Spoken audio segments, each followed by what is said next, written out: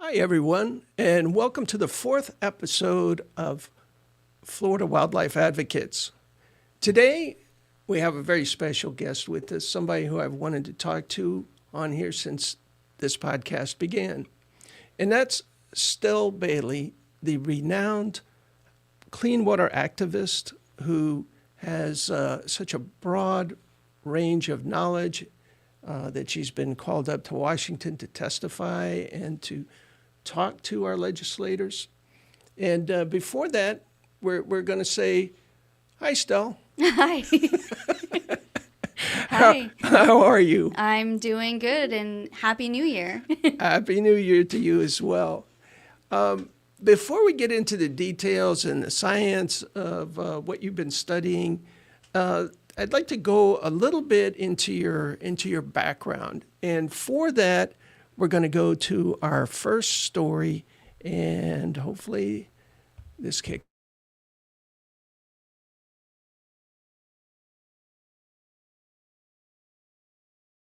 The battle against cancer now, she's fighting the war against cancer-causing chemicals in the water. And based on what's happened to her family, she thinks these chemicals have been here for a while. Officials at Cocoa Beach are asking Florida Fish and Wildlife to test the fish in its waterways to see if it's safe to eat. The community first brought up the question after tests revealed high levels of cancer-causing agents in the city's ground. Bailey is a survivor of Hodgkin's lymphoma. She's thrilled that the report is out after calling for an investigation for years. In 2013, 4 loved ones and the family dog were diagnosed with cancer. Disease and death have become a part of her life. Residents and some experts believe the cancer is coming from chemicals and munitions from Patrick Air Force Base. Advocate for these communities that are dying and getting cancer and getting sick from contaminants. Patrick Air Force Base, I want to mention, has had PFAS levels detected at 4,338,000 parts per trillion. By way of comparison, my colleagues, the risk level found by CDC's Agency for Toxic Substances and Disease Registry is 11 parts per trillion for PFOA, and for PFOS it is 7 parts per trillion. 7. That's when you start seeing real health risks, when it's higher than that. Her brother diagnosed with cancer, then her father. Still now fighting for him, her family, and the others now coming forward with rare forms of cancer. My family story, I want it to be looked at as a way of uniting everybody and making a change.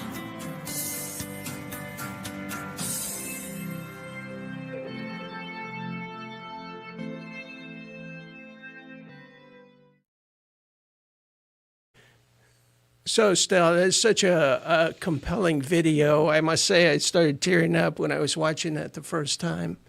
A lot of people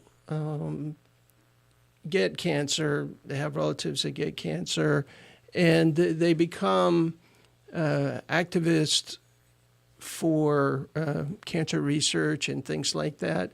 The thing that I find so unique about you is that you went in behind the problem and started looking for the cause of the cancer instead of dealing with the effect, which is cancer. And that, in and of itself, I think, puts you in a very special category. And then beyond that, you went into the science behind the causes. So could you kind of give us an idea of your journey thus far?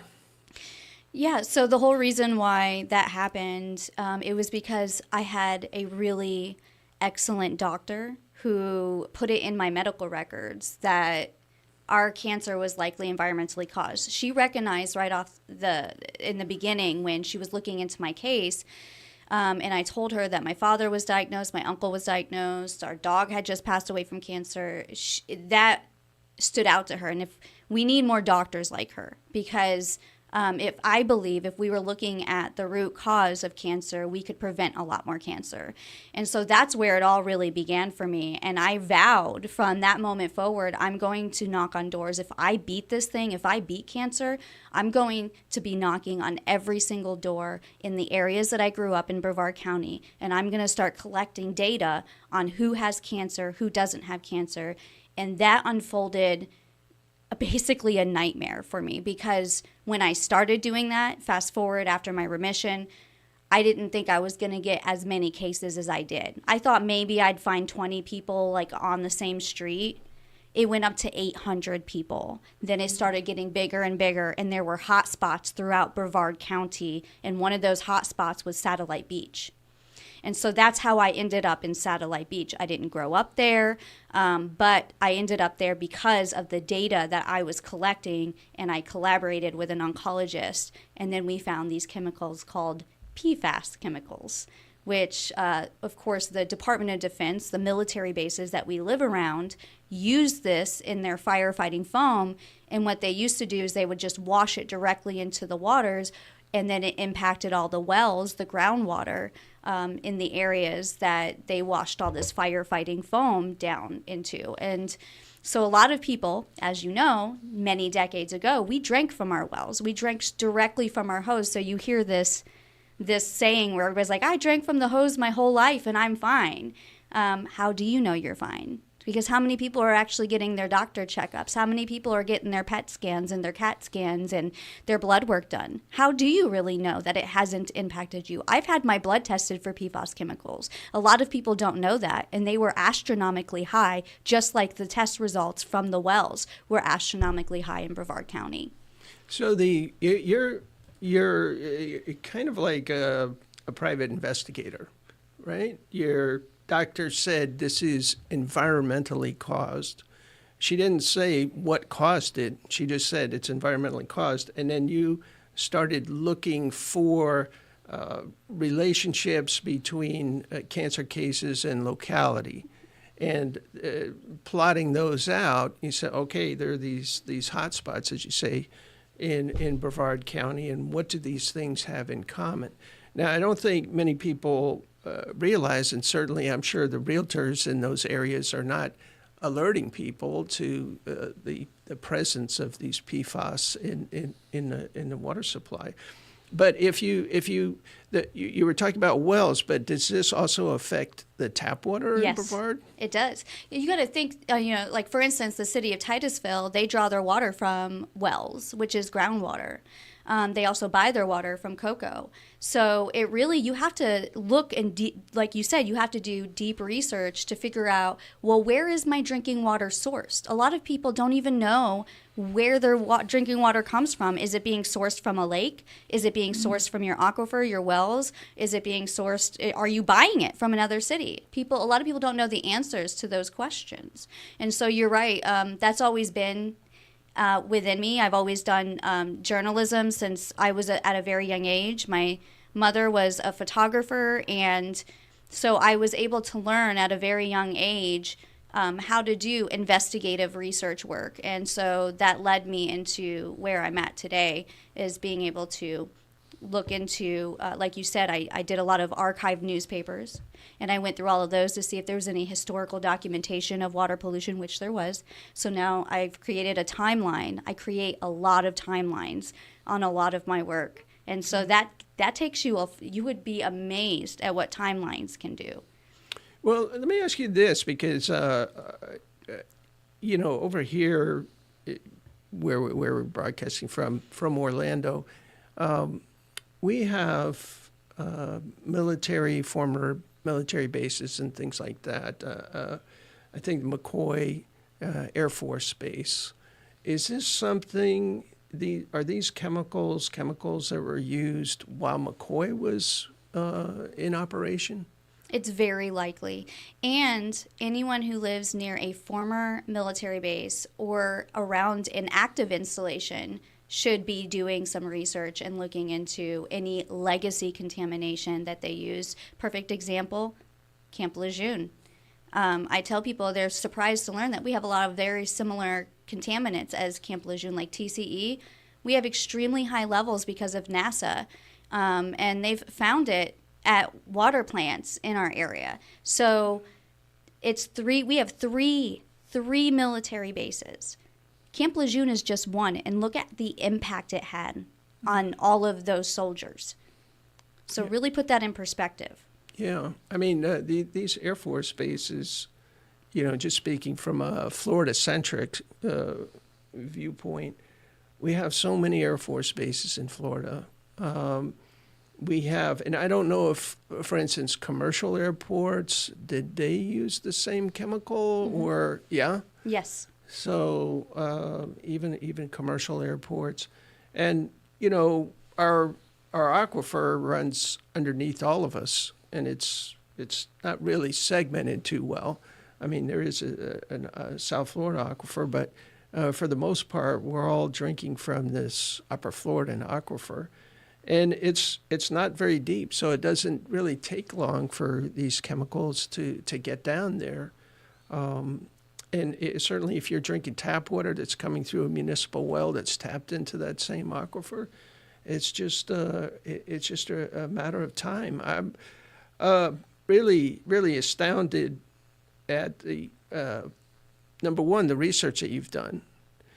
And the other part of it is, why is no one else, why are we not hearing about this, you know, from not even network news, I mean local news, you know, why are they not zeroing in on this? Because we have so many cancer cases in Florida, and I guess, you know, we have an aging population, right? We have an average age of 44, and people get cancer, and they're like, oh, he's got cancer. We factored that in. Yeah. In our research, we made sure that we only did children up to the age of 30. So where else are they it's going to get it, right? indisputable. It's indisputable. You can't use the aging population in our case where we collected that information. So to me, there's a lot of distraction methods, and that's one of them. That's a look over here, not over here. And that's used quite often by government. And so when you say, like, why isn't this being talked a lot? I think it's because they don't want to talk about it. They're more worried about property values than they are about human health.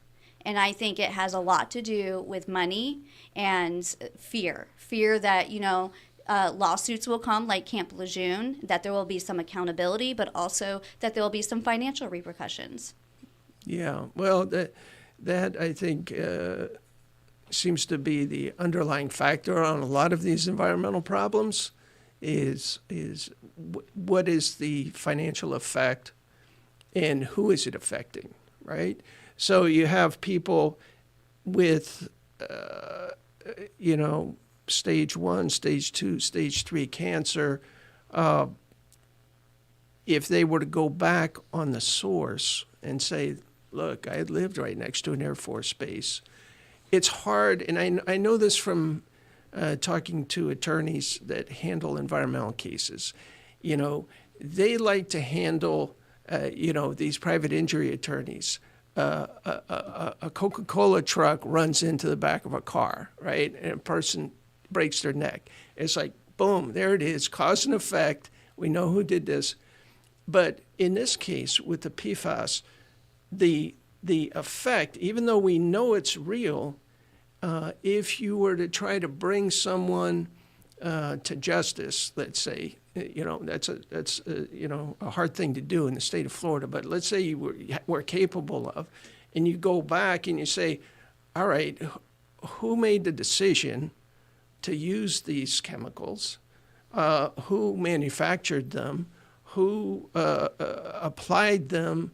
You know, how do you get accountability for something like this?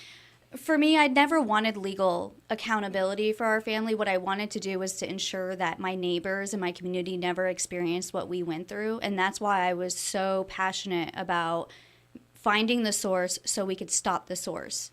And so that's been an ongoing theme for us, stop the source. If you stop the source of pollution, you stop a lot of the other issues that are happening. As far as accountability, for me, it's all in the regulations and the legislators' hands, and they have blood on their hands.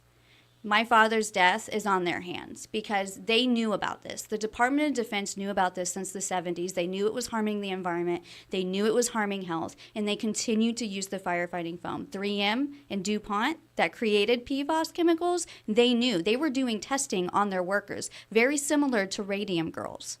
And they knew that it was causing birth defects and other issues. And it is just a tragedy in this country that there is no accountability. And in fact, these companies typically will go bankrupt and then go form a new thing called Gen X, and a new chemical, and a new chemical. And so really what it comes down to is we've got to get into Washington, D.C., and we've got to upgrade our Safe Drinking Water Act. We've got to get legislation in that tests these chemicals before they're ever mass produced. Yeah, I agree wholeheartedly with you there. And we have a story that kind of zeroes in on this PFAS problem and what you've done with it. And so I'd like to go to that story right now.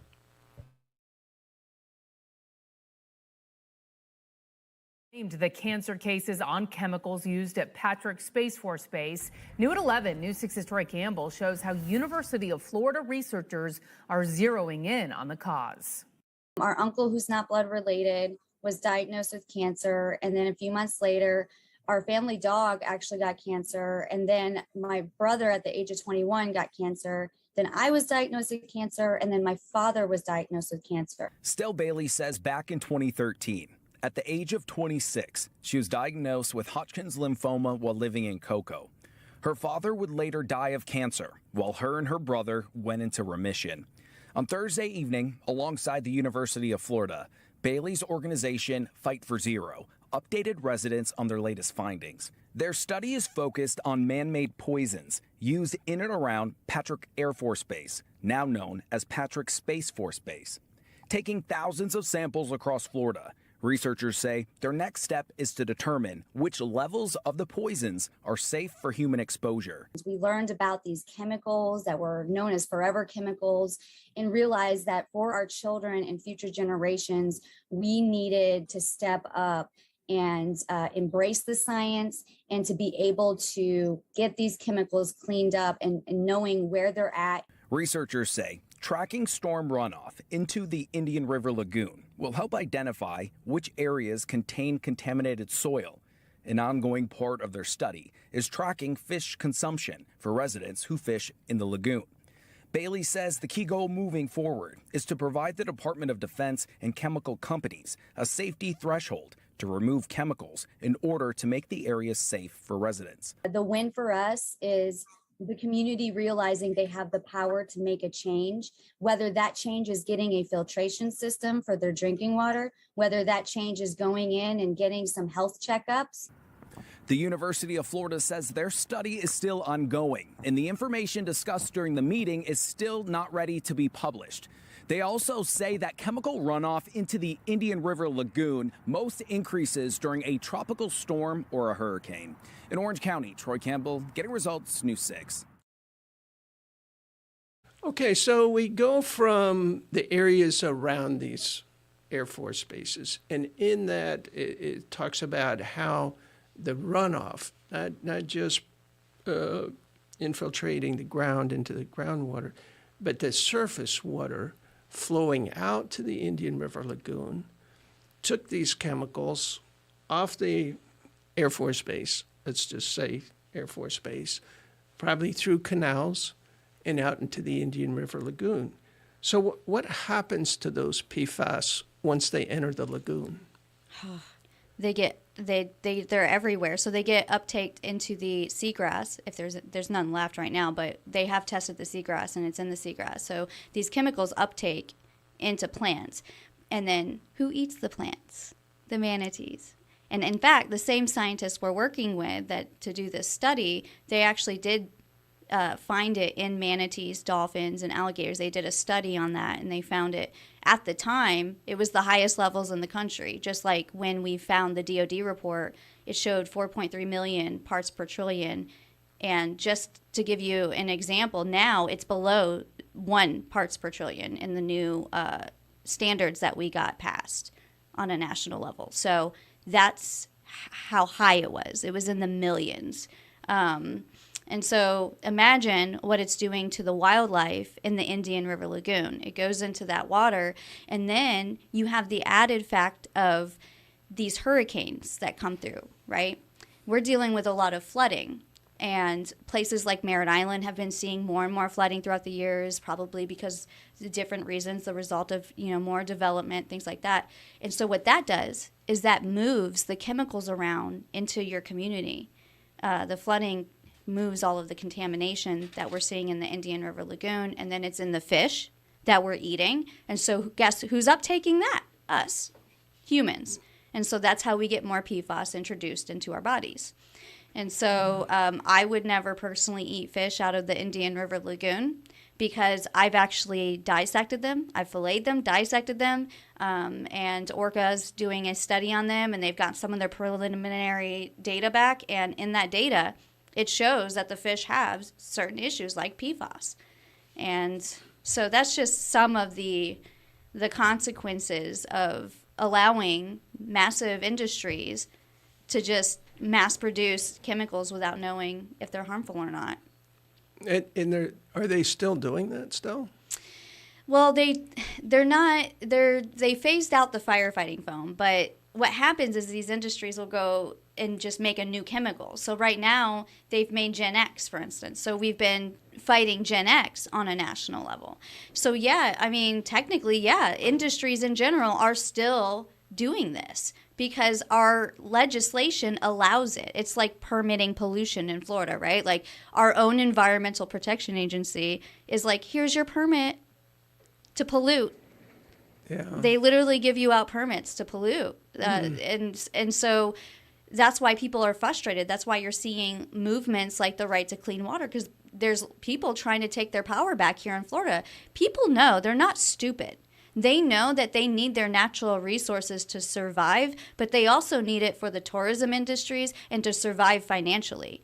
And so if we continue to have these insane environmental crises like algal blooms, massive fish kills, unusual mortality events with manatees, red tide events on the West Coast, there goes our reputation as the Sunshine State. Yeah, and we just witnessed how important fishing is in the fishing industry, especially sports fishing industry in Amendment 2, that the right to fish and hunt, which in every other state is the right to hunt and fish, but because fishing is so big here, they put the fishing out front. That because these are forever chemicals, and as you say, that these chemicals have gotten, these toxins have gotten into the Indian River Lagoon. The fish consume the algae. The people consume the fish.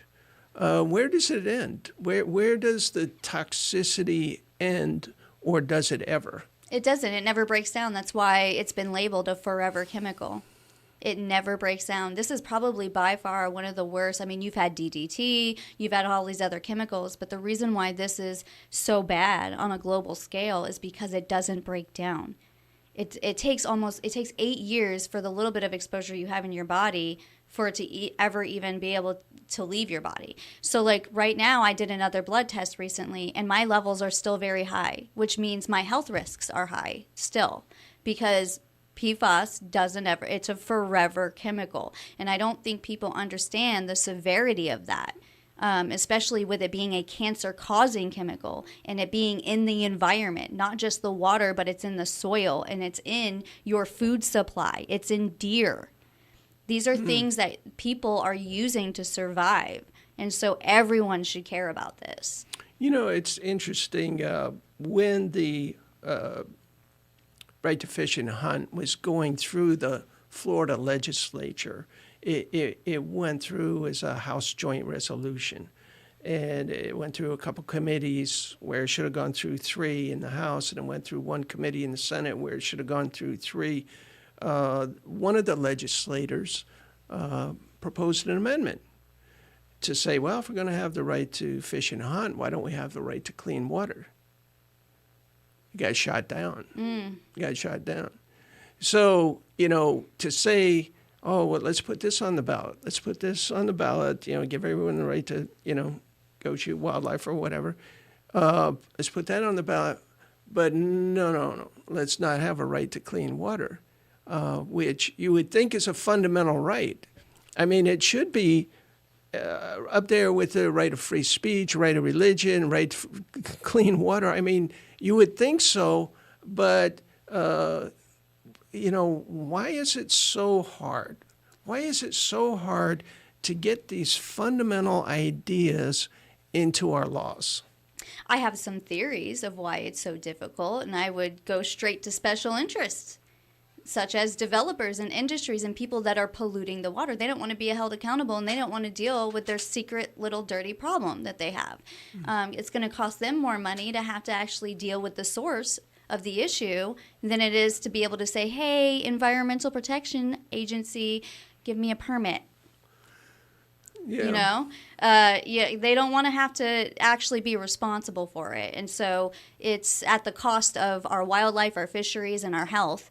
And they don't care. You know, it's money that's influencing Tallahassee. And until people in Florida unite and stand up and start helping bring awareness and educating, we're really not going to be able to make that difference on a state level. It really is all about awareness. Awareness brings action. You know, I can't agree with you more about the state level being influenced by money, because these campaigns have cost so much money to get elected to the state legislature, especially the state senate. And in order to get to a point where you have actual good representation, right? Even though you really, it's hard to do because you have gerrymandered districts and things like that. But you think, okay, we're striking out at the state level. Let's go to the municipal level, right? And that kind of leads us into this next segment about how when you turn your focus to passing something on a municipal level, let's just take a look and see what happens. Trashed beach. This is what part of the shoreline around the Indian River Lagoon looks like. Trash is everywhere and dirty brown water as well. And to make matters worse, it stinks. The intense heat is making things worse, too. Fox 35's Esther Bauer took these concerns to the city and shows us their plan to clean up the area. I'm here at Scobie Park in downtown Titusville, and I want you to take a look at this shoreline. Debris, standing water, and a rotten smell is causing concern and raising questions about whether or not this water is safe to be around. It takes your breath away. The rancid smell is just one of the red flags Stell Bailey is worried about. She's an environmental health advocate with Fight for Zero, who says these conditions are not normal. We're seeing buildup of litter, garbage, algae, and vibrant colors within the water, and that's concerning for people's health because we're wondering if there's harmful bacteria. She's gathering water samples at Scobie Park and other spots in Titusville after hearing from neighbors who are frustrated. It smells like raw sewage many days, depending on which way the wind's blowing and how humid it is. If it's real humid, the stench is so bad you don't want to come out. Don Drake still comes out to sit by the water, but steers clear of anything living in the lagoon. There's no way I'd eat anything out of it just from the smell alone. Fox 35 took these concerns to the Public Works Director, who says they're installing new baffle boxes to stop the pileups. The screens will catch trash and debris of a larger size, and the filter material that's in is actually purpose-built for nitrogen and phosphorus removal. The intense heat wave hasn't helped, and Bailey says these conditions could spread if something isn't done soon. That it's cooking the pollution. And so, we know that we're seeing record temperatures in our water and lately here in our area. And so I think this is going to be a continued problem for the following years. And Fight for Zero says their water test should be back within a couple of days, and the city of Titusville says they will continue to work on improvement projects to make sure the Indian River Lagoon is safe and healthy. Reporting in Titusville, Esther Bauer, Fox 35 News. And Brevard County just got back to us about the trash. They tell us the Save Our Indian River Lagoon program has completed 76 construction projects to reduce pollution throughout the lagoon. 26 projects are currently under construction, and 45 are in the design and permitting process. Okay, Still. So we've talked about your personal story and what really got you involved in this, and your doctor's diagnosis that this was environmentally caused. And then you went through and did the scientific research to zero in on the pockets, the hot spots. You were looking for maybe a couple dozen, and you had 800 in Brevard County. And then, we've talked about PFAS and how they enter the water through infiltration into the aquifer, and also how stormwater carries them off into the IRL lagoon. And then fish eat the algae that have ingested this PFAS, and now people have got it. And we talk about, okay, let's get the, here's a crazy idea. Let's get the Florida Department of Environmental Protection to protect the environment, right? What a concept. Mm-hmm. And we find that they don't do it. And then we say, well, okay, let's try to get the legislature to install a right to clean water into the Constitution, and they refuse to do it.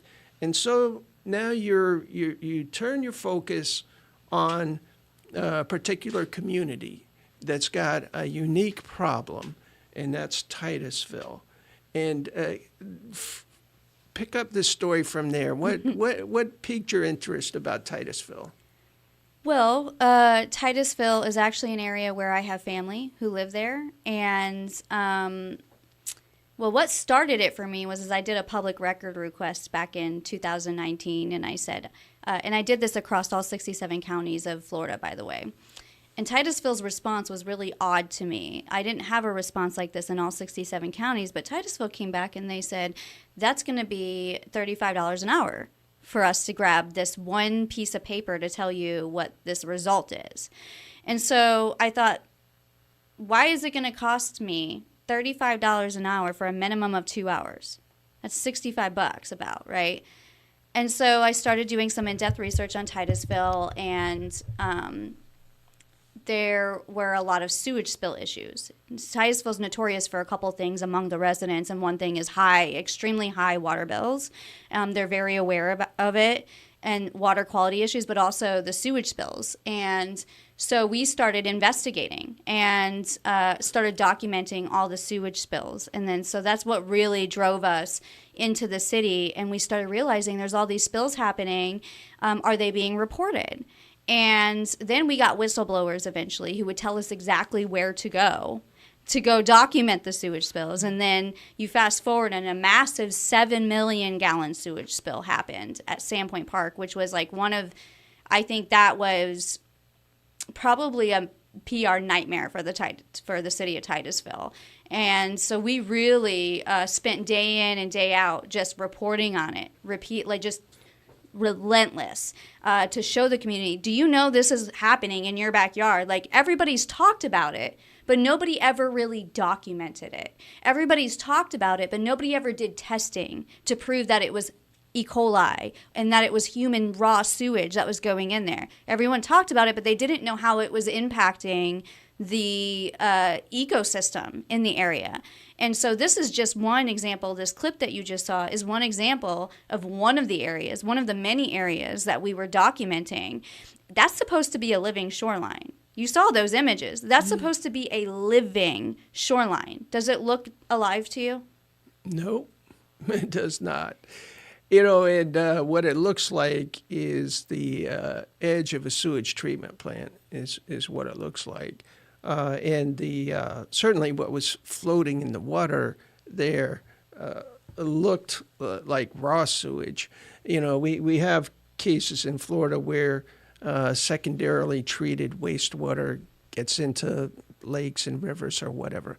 But we're talking about untreated, right? Untreated wastewater going straight into the Indian River Lagoon? That's what happens when they have their breaks, yes. And that's why it smells so bad. And what they do is they use tactics and they try to confuse the communities. This isn't the only community this happens in, where they'll say, oh, it's just decaying plant. But they don't have scientific data or evidence or testing to prove what it is. And so we go out there and we do the E. coli testing. In fact, that exact area that you just saw, our test came back so high that the lab said we have to put too numerous to even count it. That's how bad it was. That's E. coli? Mm-hmm. E. coli bacteria. And then they tried to dismiss it by saying, oh, it was probably an animal, like a raccoon. That's why. There was a raccoon that probably, took a dump in the Indian River Lagoon. And that's why it looks like that. A tribe of raccoons. A tribe. Maybe. I mean, that's been an ongoing inside joke. Because they've blamed raccoons more than once. Really? On things, yes. They said that they took a bunch of dead sea. I can't help but laugh because it's so ridiculous. Horseshoe crabs, and piled it up in these massive piles that were dead from what we believe may have been dissolved oxygen in the water. And so we started questioning who piled all of these horseshoe crabs up, and the city said it was raccoons. So that just makes them look more ridiculous and suspicious. Mm-hmm. Well, it sounds like the raccoons were building a pyramid or something of these horseshoe crabs, which I didn't know that was a common thing among raccoons, but apparently, according to the city of Titusville, it is.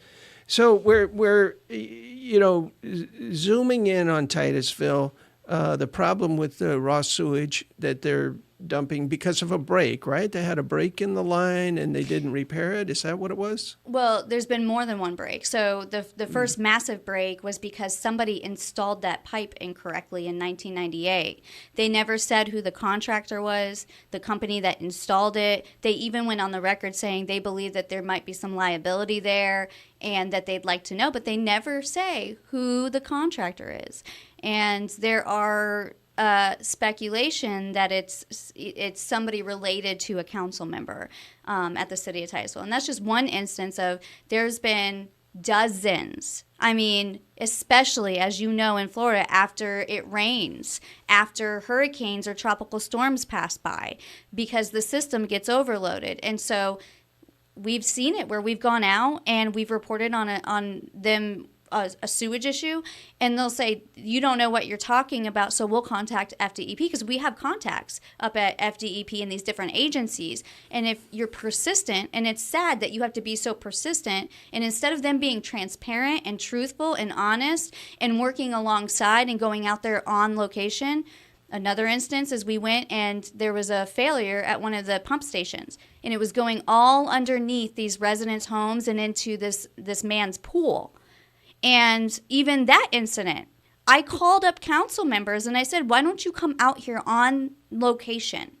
Just come out here so you can meet with the residents. Isn't that your role as a council member, as a representative of these residents? Come out here and look at what is happening, because you need to be just as frustrated and angry as they are. They told me, those residents told me they had been dealing with that over and over and over again. That wasn't a first-time situation.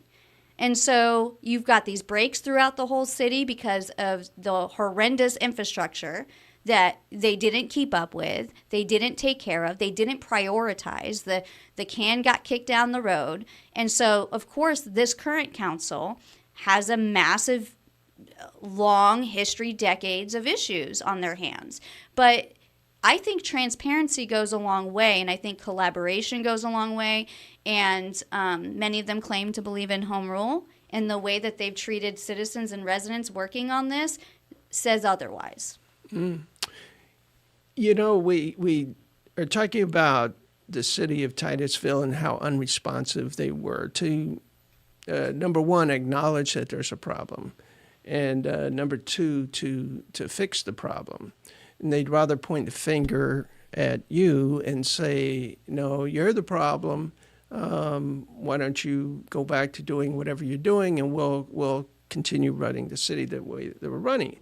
So the sewage continued to flow into the Indian River Lagoon. And your is seeing the effects, not just on that particular beach that we looked at in the report, but also out along the causeway, right? Was there a park along the causeway also that was affected? Yeah, it was that. And so there's been harmful algal blooms to the point where we had to test for the harmful algae, because the city has even been on the record. City council members have been on the record and have said that if we test for it and something comes back, then we have to do something about it. So they've been against the residents on even testing for anything, because they don't want to know if there's sewage or harmful algae. And then they pass the buck. That's what they do. They go to the county and they're, well, we have our Save Our Indian River Lagoon, and they're supposed to be doing that. And so, yeah, it's by the causeway. We've had harmful algal blooms to the point where a child was paralyzed from the bacteria. The doctor was able to test the bacteria and link it to the sewage in the Indian River Lagoon. And he just got a settlement from the city, last year in 2024 for that case, because they actually ended up filing a lawsuit against the city for that. Yeah, so we're talking not just about pollution for the sake of pollution. We're talking about pollution for its effects on people, as you just mentioned, with the young man, and then also the effects on wildlife. The problem with the manatees starving, and I've talked to a biologist professor at UCF, and he's still not convinced that this was a seagrass problem. He's thinking this may have had some other problem. And you're talking about the E. coli. Well, the effect of E. coli on humans can also cause a similar kind of thing, where you have a loss of bodily fluids, and could it be possible? I know the common theory is that the sewage blocked the light getting to the seagrass, and because the seagrass started dying off, and then these manatees started starving because of the lack of the seagrass. But is it possible that the E. coli could have affected the manatee also? Oh, I think it's possible that the E. coli and any other contamination from the surrounding industries, the DOD, could have impacted them, because there have been studies by scientists that have tested the manatees, the alligators, the dolphins, even the dolphins having tumors. You can look at the historical information and scientific evidence that shows that even the dolphins have shown tumors. So it's very possible that these contaminants have impacted the wildlife that live. I mean, it seems like common sense, right, to think that they're impacting the wildlife in the Indian River Lagoon. And we started having this die-off of the manatee, what was it, a couple years ago? It was right after that massive sewage spill. It was literally, the sewage spill happened in December, late December 2020. Then January 2021, they were still working on it. And then boom, the manatees started going. Mm-hmm. And that actually was a really interesting situation, because they tried to cover that up. They didn't want people knowing that there was a mass die-off of the manatees. We just happened to uncover it because we were covering the sewage spill, and then they started just washing up on shores. And we were like, what is going on? And we initially thought it could have been from the sewage, because dissolved oxygen will do that to fish. It will do a mass die-off of fish. So we were like, there's a problem here. So we started calling Florida Fish and Wildlife, going, we're getting all these manatees that are washing up. And, eventually there was an island where they were stacking the bodies, and they call it Manatee Graveyard. That's what we call it now, because you go out to that island and it was just nothing but manatee bones piled up high and out in the middle of the Indian River Lagoon. You don't even imagine stuff like this is even happening in your own backyard, but it was. So, we're not saying it was a cover-up, but it certainly had the effect. If you're piling them up in the middle of an island in the middle of the lagoon, it's not as though you're piling them up at some place where people are going to walk by and go, oh, my God, why do we have so many manatees dying all of a sudden? And you talked to people who were clean water advocates in Titusville, and tell us kind of where that went.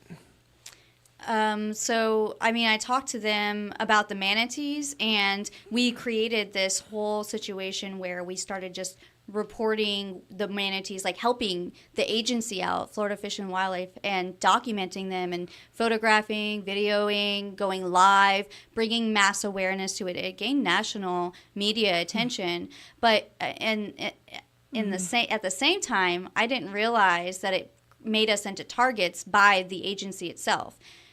Why? I don't know, but I pulled my David file, which is your driver information data. It's from a database that, the police and certain agencies can look you up. And FWC had numerous people look me up, and they put that I was under criminal investigation.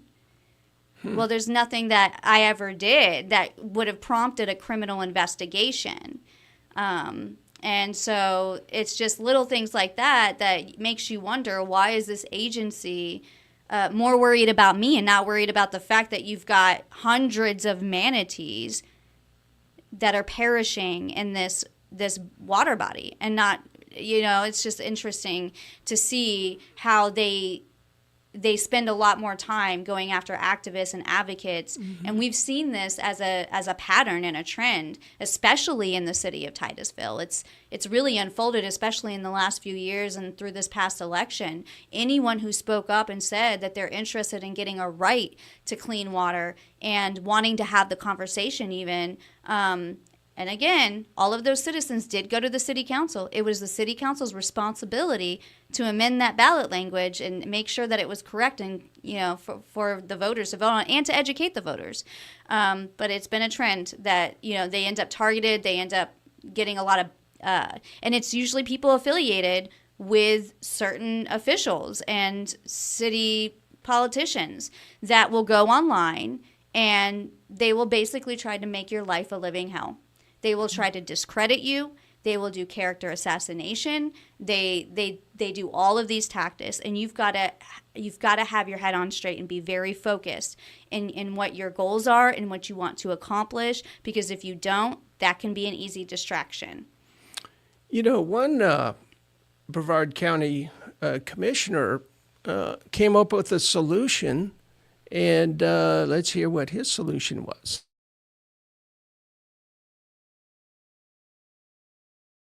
Many manatees are dying and getting towed here at the edge of the pier in Titusville. A local commissioner thinks his controversial idea could help solve that. If you killed a manatee, my God, the world would come to an end. But I think something has to be considered along those lines. It's a proposal that left many locals speechless. If you have a population of 1,000 manatees and the environment will only support 500, it makes sense that they're going to eat themselves out of house and home. Brevard County Commissioner Kurt Smith came up with it last week, suggesting hunting sea cows like states do with their overrun bear and deer populations. It's just absolutely disgusting. Over 1,000 manatees starved to death last year from a lack of seagrass, a big part of that due to pollution. Environmentalist and Brevard native Estelle Bailey calling Smith's idea ridiculous, saying it misses the point. They're not addressing the source of pollution. They're just distracting from the real root causes of what is occurring here, which is pollution in the Indian River Lagoon.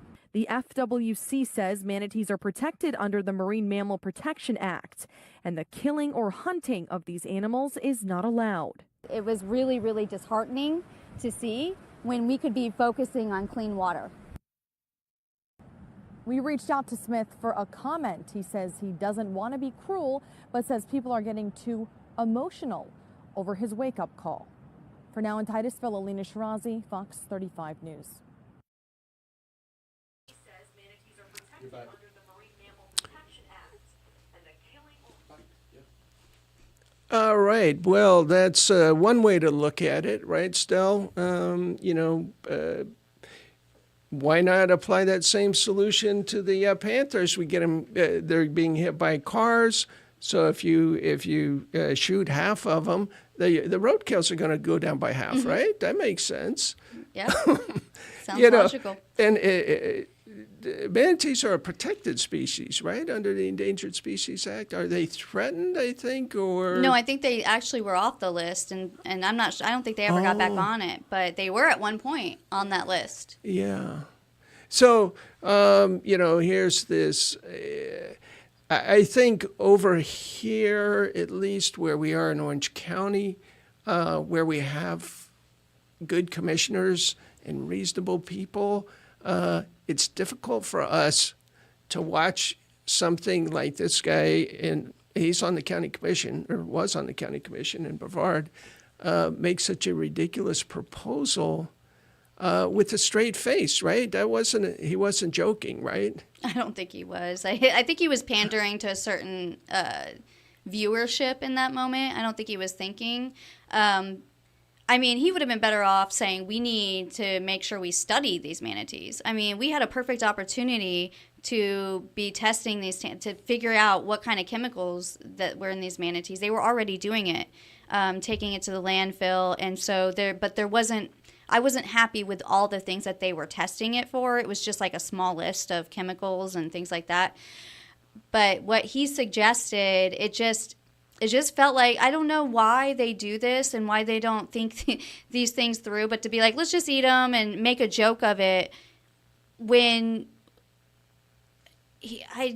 there's just no empathy there. You know what I mean? And it's frustrating when somebody like myself was at those boat ramps day in and day out, and it wasn't just me, other advocates were there, even citizens watching them crank these things into their trailers.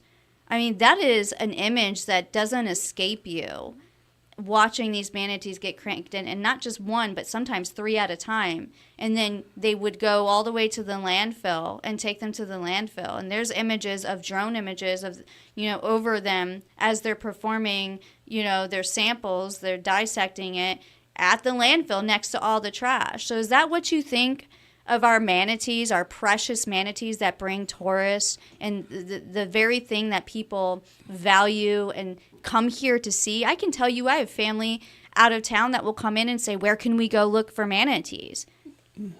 So is that what you think of them, is by taking them next to in the landfill as trash? Yeah, it's really a sacrilege. But unfortunately, it's become commonplace in this state. And one of the reasons why we're doing this podcast is there's a lot of information that gets out there from the commercial side, the tourism side, et cetera. And problems like what we've been talking about today are kind of swept under the carpet.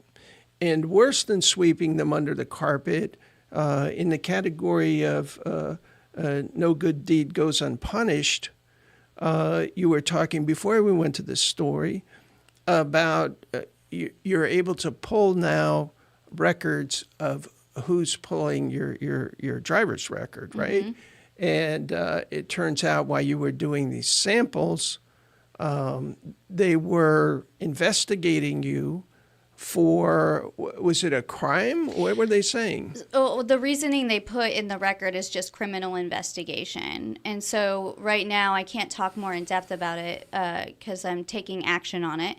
But it's in my opinion that people abuse that system, which is actually a federal crime to do. And they do it as a way to learn more about you. There's a lot of information in that database about you. Even if you have a medical condition, it'll be in there if you put it, like if you have vision issues or anything. And so I think some people will abuse the system to learn more about you, to look you up and say, who is this person? Where do they live? Do they have a criminal background? Because those are types of things that they will look for to try to go on social media and discredit you. And to do the things that I was talking about before you played the clip, it's just an avenue that they take. The first thing they do is they look for backgrounds. They look for any kind of dirt they can get on you. And I've never even had as much as a speeding ticket. So I think it drives them crazy. I am like the good. I won't even do a crosswalk. I won't jaywalk. So it's hilarious to me that I get these records back and it shows all these criminal investigations next to my name. But it's also very alarming. And I think it goes back to, when we talk about the right to clean water, our rights are being eroded in this country and in this state. And I know that a lot of people don't deal directly with the government and policies and this type of work and advocacy, and unfortunately, somehow it became my calling. But I think that should concern a lot more people, that our rights are slowly, little by little, being chipped away. And if we don't stand up now and we don't start telling the government, you represent us, you serve us, and we're not going to take this, before you know it, it's going to be too late. And that's my worry, because I'm seeing it already unfold through the work that I do with the preemptions at a state level and them not allowing, home rule to take place in cities, and with them violating my rights. I mean, sending police to my home to intimidate me and violate my Fourth Amendment. And this has been occurring in the last few years since I've really taken off in having a big following. I have a major network that I share out to all of these stories, and I'm essentially reporting. I'm an investigative reporter out in the field, reporting on real life things that are happening and sharing it with my community. And I'm getting the retaliation for doing the research and sharing the research. I'd like to clear something up, Stell, and that is you've taken this on yourself individually, right? You don't work for any large environmental organization, right? They're not paying you to say this. They're not paying you to go take these samples. You're doing it on your own initiative. And this is not your business. You're not reaping lots of cash coming in the door because, oh my goodness, I love Stell Bailey and I want to help her, right? And let's write her a check for $1,000, which if anybody's out there watching and they want to write Stell a check for $1,000, I'm sure she would take it. But, and on the other side, okay, so you're sacrificing time that you could be making money doing other things. You have your own business. Mm-hmm. You run that business, and then you run this side. You as I like to say, you make your money in column A, and then you spend it over here in column B. And then after you do that, you encounter all these governmental obstacles by governmental agencies, governmental figures, local figures, state figures, come after you, discredit you, try to discredit you. I'll put it that way. What keeps you going? I mean, you almost seem to be as though you have a nuclear reactor inside of you that keeps you going forward. What is it that keeps you moving forward? I always go back to my why, and I think about my father in that hospital bed, seizing up and looking at me, unable to talk to me because he was on life support, but he was very aware, and he looked at me, and the only way he could speak to me was by blinking his eyes and crying. And I go back to my why, and I know that my calling in life has changed for the rest of my life, and I don't understand it always. I will be the first person to say, I just follow the path I know I'm supposed to be on, and I know this is my calling. And I am so beyond passionate, and every time I start doubting it, I start questioning it, I'm like, I am persistent. I am that redhead, ginger snap girl that is persistent. And I go back to that why. I think about my brother. It always is at the core of me is my family. And that has always been my driving force. And then, of course, my community and ensuring that their families don't have to experience this. And so I've expanded, obviously, beyond PFAS and into all these other realms, but it's because I'm following something that it's just unexplainable. I wish I could explain it more, but it's something that I just know has to be done, and I can't stop. I'm too far into it, and I will never stop. They can keep coming for me. They can keep sending the police after me. They can keep trying to give me fake charges. I'm not going to stop. So you can either work with me or I'll put a light on you. I'll shine the flashlight on you, and I'll make sure you scurry out of your shadows. And I'll make sure that everyone knows what you're doing, if you're doing anything wrong.